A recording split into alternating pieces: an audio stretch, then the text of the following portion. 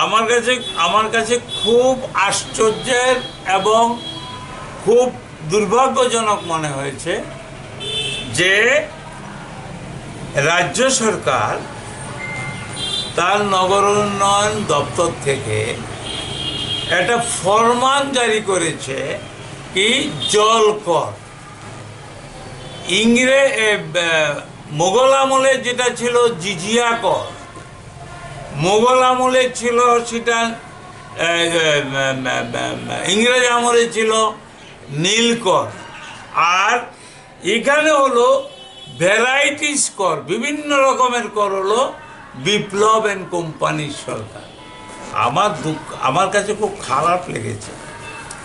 আগে মাসে 30 টাকা ছিল জল কর, ওয়াটার ট্যাক্স, ঠিক আছে, এটা আমরা প্রতিবাদ করেছি। জলের জন্য আবার ট্যাক্স কি, যেটা অন্যান্য রাজ্যে নেই, দিল্লিতে নেই, এটা করছি।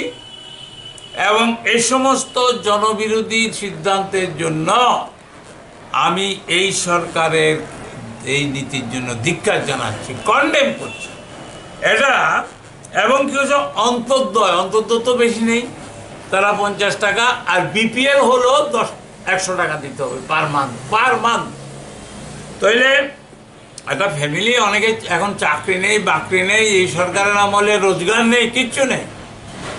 এখানে মাসে যদি 200 টাকা জল কর দিতে হয়, তো 12 মাসে 2400 টাকা দিতে হবে। আনফরচুনেট।